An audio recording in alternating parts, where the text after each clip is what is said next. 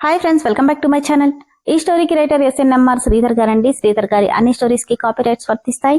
ఆయన పర్మిషన్ లేకుండా యూట్యూబ్ లోనే కాదు మరే ఇతర సోషల్ మీడియా నెట్వర్క్ లో కూడా ఆయన స్టోరీస్ ని అప్లోడ్ చేయడానికి వీల్లేదు. దయచేసి అలా చేయకండి ఫ్రెండ్స్. అలా చేస్తే లీగల్ గా చాలా ప్రాబ్లమ్స్ ఫేస్ చేయాల్సి వస్తుంది. అలానే ఈ స్టోరీస్ చదువుతున్న వాళ్ళైనా వింటున్న వాళ్ళైనా మీరు మరే ఛానల్లోనైనా శ్రీధర్ గారి స్టోరీస్ ని చూసినట్లయితే వెంటనే నాకు కామెంట్ బాక్స్ లో మెసేజ్ చేయండి. ఇది పూర్తిగా రైటర్ శ్రీధర్ గారి ఛానల్ అండి. కేవలం ఆయన స్టోరీస్ మాత్రమే ఇందులో ఉంటాయి. కానీ కొంతమంది పేర్లు మార్చి వేరే ఛానల్స్ లో ఆయన స్టోరీస్ ని అప్లోడ్ చేస్తున్నారు. మీరలా చూసినట్లయితే నాకు మెసేజ్ చేయండి. ఇక లేట్ చేయకుండా వీడియోలోకి వెళ్ళిపోదాం ఫ్రెండ్స్. ఎస్ఎన్ఎంఆర్ శ్రీధర్ గారు రాసినటువంటి మనోభిరాముడు 209వ భాగం. అన్నయ్య అన్న మాటకి రాజేంద్రని ధనుని తుక్కుతుక్కుగా కొడుతున్న అభిరామ్ రామ్లతో పాటు మిగిలిన వాళ్ళు కూడా షాక్ అయ్యారు. మీనా, ఏంటి ఇలా అయిపోయావు అని శారద ఏడుస్తూ అడుగుతుంటే, మీనా నన్ను క్షమించమ్మా, అర్థం లేని పద్ధంతో ఇన్నేళ్లు నిన్ను దూరం పెట్టాను అని కన్నీళ్లు పెట్టుకున్నాడు కిషోర్.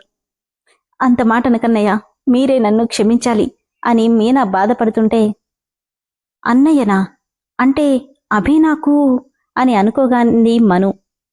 అక్క, మనకు తెలియకుండానే మనకు మేనత్త ఉందా అంటూ షాక్ అయింది యశు.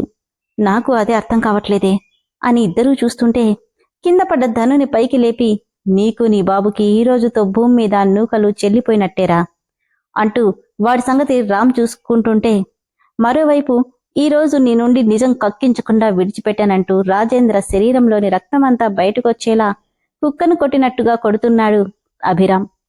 ఊర్లోని జనమంతా బొమ్మల్లా నిలబడి చూస్తుండిపోయారే తప్ప ఒక్కరు కూడా కనీసం అడ్డుకోవడానికి కూడా రాలేకపోయారు. ఈ సంఘటన చూస్తున్న రాఘవ కుటుంబ సభ్యుల కళ్లెల్లో ఆనంద బాష్పాలు కారుతున్నాయి. నాన్నా నాన్నా అంటూ అరుస్తున్న ధనుంజయని ఓ చెట్టుకి కట్టేశాడు రామ్. కనీసం నిలబడ్డానికి కూడా శక్తి లేక కూలబడిపోతున్న రాజేంద్రని ఒక్క దెబ్బతో సరిగ్గా మీనాక్షి కాళ్ల దగ్గర పడేలా చేశాడు అభి.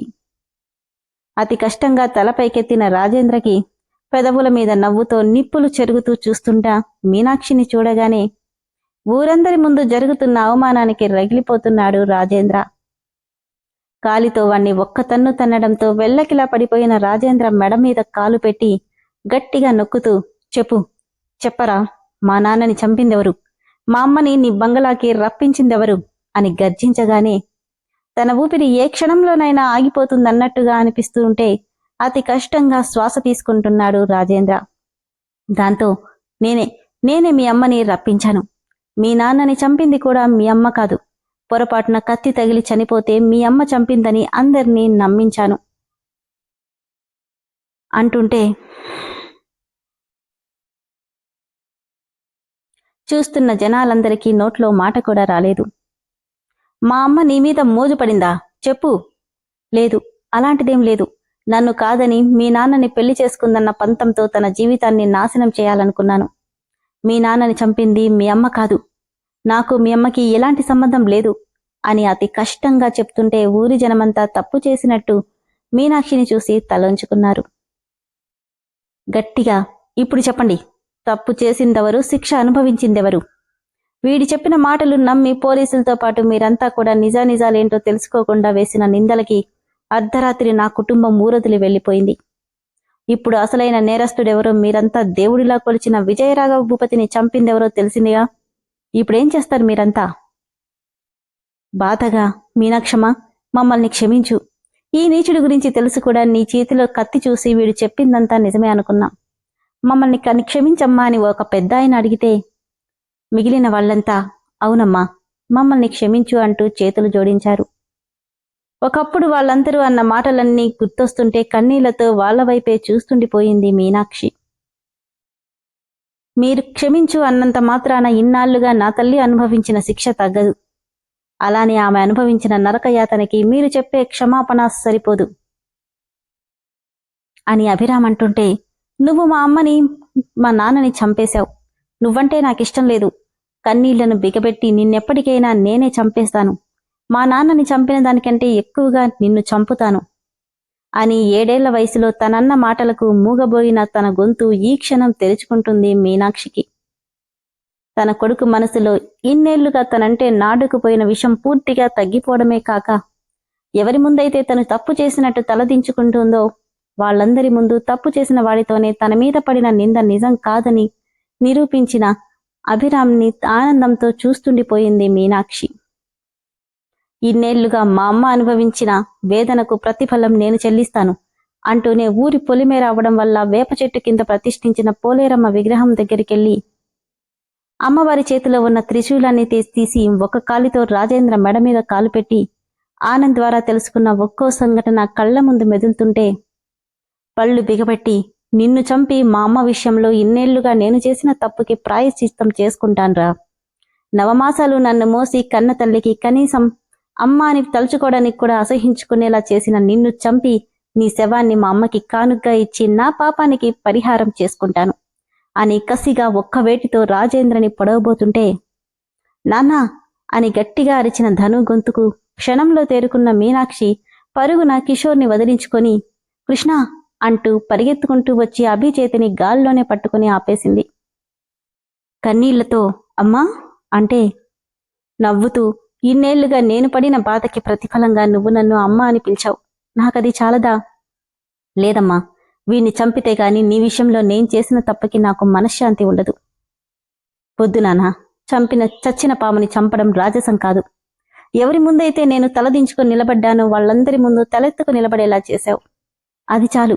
వీణ్ణి చంపి నువ్వు తప్పు చేసి దానికి శిక్ష అనుభవిస్తే ఇన్నేళ్లుగా నేను పడిన శిక్షకి అర్థమే లేదు. అది కాదమ్మా, చచ్చిన పాముని వదిలేస్తే ఆ పాము పడగ విప్పి మనల్ని కాటేయగలదు. వీడు కూడా అలాంటివాడే, వీడు బతుకుండకూడదు, నా మాట విను అని వదిలించుకోబోతుంటే, వద్దు నాన్న, ఇన్నేళ్ల తర్వాత మీ అమ్మగా అడుగుతున్నాను. ఇప్పుడు నువ్వు జైలుకెళ్తే నేనే కాదు, కన్న తల్లి కంటే ఎక్కువగా చూసుకుంటున్న గాయత్రికి కూడా బాధనే మిలుస్తావు. నా మాట విని వదిలేయి. లేదు మమ్మీ, అన్నయ్య చెప్పింది నిజం. వీడి గురించి నీకు పూర్తిగా తెలీదు. వీడు చస్తేనే ఈ ఊరికి పట్టిన శని వదులుతుంది అన్నాడు రామ్.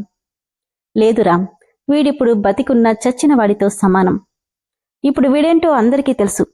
రేపటి నుండి వీడిని చూసిన ప్రతి ఒక్కరూ వీడి మీద థూ అని ఉమ్మేస్తారు. అదే వీడికి పెద్ద శిక్ష. వదిలేయండి బాబు, నా వల్ల నా పిల్లలిద్దరూ సాటి మనిషిని చంపడం నాకిష్టం లేదు. నా మాట విను నాన్న, వదిలేయి అనడంతో విసురుగా త్రిశూలాన్ని పక్కన పడేసి కన్నీళ్లతో మీనాక్షి దగ్గరికొచ్చాడు. 20 ఏళ్ల క్రితం దూరమైన కొడుకు చెట్టంత మగాడిగా తన కళ్ల ముందు నిలబడితే వణుకుతున్న చేతులతో కృష్ణ అంటూ అభిరామ్ ముఖమంతా తడుముతూ కంటి నిండా అతని రూపాన్ని నింపుకుంటుంది మీనా. అభిరామ్ ఫేస్లో 3 నెలలుగా కనిపించని రాఘవ రూపం ఈరోజు క్లియర్గా కనిపిస్తూ అతని ప్రతిరూపాన్ని చూస్తున్నట్టుగా అనిపిస్తుంటే, కృష్ణ నా బాబు అంటూ ముఖమంతా ముద్దులతో ముంచేస్తూ ఇన్నేళ్ల తన భారాన్ని దింపుకుంటుంది మీనాక్షి. ఆ చేతిని ముద్దు పెట్టి గట్టిగా మీనాక్షిని చుట్టుకుపోయి, నన్ను క్షమించమ్మా, నన్ను క్షమించు అంటూ చిన్నపిల్లాడిలా ఏడుస్తూ ఆమె పాదాల మీద పడిపోయాడు అభిరామ్.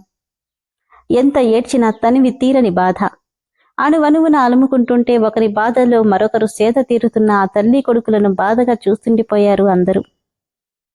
బాధపడుకు నాన్నా, ఇన్నేళ్లుగా నిన్ను చూడలేకపోయాననే బాధ తప్ప నీ మీద నాకు ఎటువంటి కోపం లేదు. ఇప్పటికైనా నిజమేంటో తెలుసుకున్నావు, ఈ జన్మకి అది చాలు అంటుంటే, మీనా అంటూ అరుంధతమ్మ దగ్గరికొచ్చింది. అత్తయ్య అని ఏడుస్తూ ఆవిడ్ని చుట్టుకుపోడింది మీనాక్షి. మీనాక్షి కాళ్ల మీద పడిపోయింది లోపు గాయత్రి. ఏంటిది గాయత్రి అంటూ పైకి లేపగానే, నన్ను క్షమించక్క, ఇన్నేళ్లు నీ మీద కోపంతో దూరం పెట్టానే గాని నిన్ననుమానించి కాదు. ఒక రకంగా ఆ కోపం వల్లే వాడు కూడా నీ గురించి మర్చిపోయాడు. నీ మీద నాకెలాంటి కోపం లేదు గాయత్రి. ఒక రకంగా నా వల్లే ఈ కుటుంబం ఇలా అయిందేమో.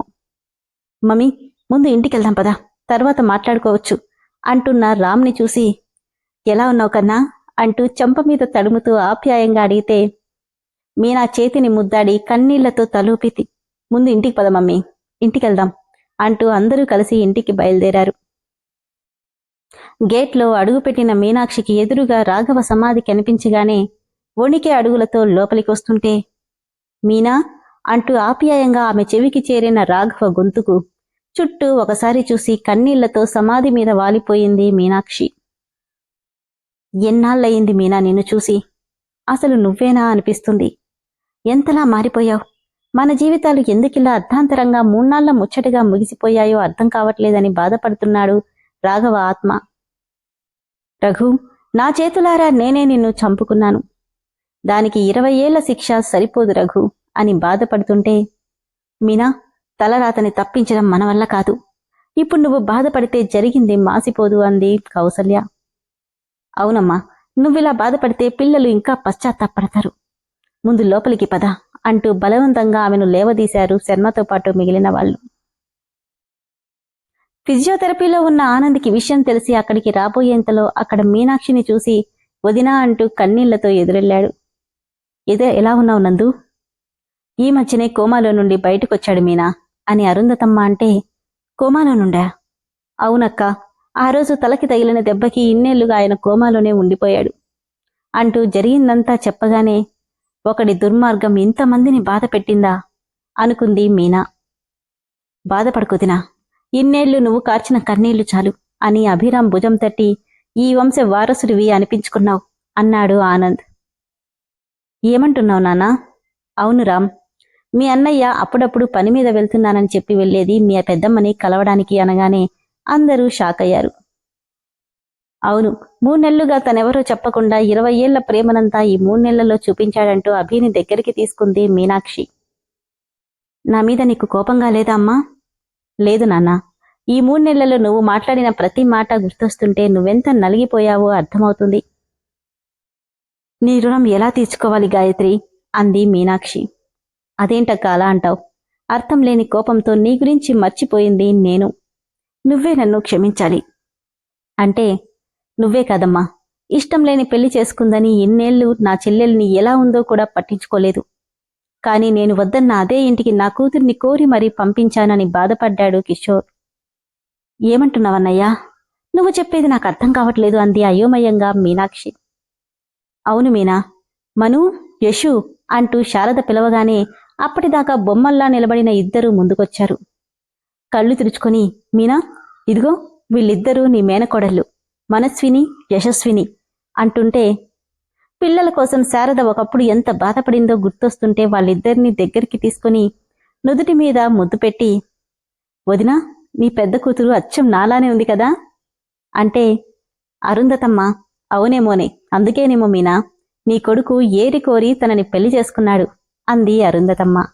ఏంటి, ఏమంటున్నారత్తయ్యా? అవునుదినా, మను ఎవరో కాదు, నీ మేనకోడలే కాదు, నీ కోడలు కూడా అన్నాడు ఆనంద్. అభివైపు చూడగానే అవునన్నట్టు తలూపాడు. సంతోషంగా మనుని హత్తుకుంది మీనాక్షి. నవ్వుతూ చూస్తున్న అభివైపు కోపంగా చూస్తూ, నాకు తెలియకుండా ఇంత చేసి ఏమీ తెలియనట్టు నాతో మాట్లాడకుండా ఉన్నావా అనుకుంటుంటే, తన మనసులో మాట విన్నట్టే ఎవ్వరూ చూడకుండా కన్ను కొట్టి నవ్వుతున్నాడు అభిరామ్. రూమ్కి పద, నీ పని చెప్తాను అంటూ మనసులోనే తిట్టుకుంది మీనాక్షి. మనస్విని. అబ్బా, విన్నారు కదా ఫ్రెండ్స్, ఈరోజైతే నిజంగా నాకు చాలా ఎమోషనల్గా అనిపించింది. చదువుతున్నా కూడా ఎందుకో తెలియకుండానే కొంచెం టీయర్స్ వచ్చేసాయి. చాలా బాధగా అనిపించింది, అంతకు మించి సంతోషంగా అనిపించింది. ఒక్కొక్కరి ఎమోషన్స్ని చాలా పర్ఫెక్ట్గా రాశారు కదా. అసలు నిజంగా కిషోర్ వాళ్ళ గురించి తెలిసిన డైలాగ్స్ అయితే చాలా బాగా అనిపించాయి నాకు. మొత్తానికి అందరూ కలిసిపోయారు. ఇక ఉన్న ఒకే ఒక టాపిక్ నిధి. అది ఎలా బయటపడుతుంది, ఎవరికి దక్కుతుంది అనేది తెలుసుకోవాలి. కానీ ఆ విషయం రాజేంద్ర నిధిని కోసం గాలిస్తున్నాడన్న విషయం అభిరామ్లకి ఎవ్వరికీ తెలియదు. మరి ఎలా తెలుస్తుందో తదుపరి ఎపిసోడ్లో తెలుసుకుందాం. అలాగే స్టోరీ అయితే చాలా చాలా బాగుంది కదా ఫ్రెండ్స్. ఈ ఎపిసోడ్ అయితే ఇంకా అందంగా ఉంది. సో స్టోరీ నచ్చిన వాళ్ళు దయచేసి ఇప్పటికైనా ఇమ్మీడియట్గా మెంబర్షిప్లో జాయిన్ అవ్వండి. మీకోసం చాలా ఎపిసోడ్స్ వెయిట్ చేస్తున్నాయి. అవి తొందరగా ఒకేసారి చదివేయచ్చు. Thank you.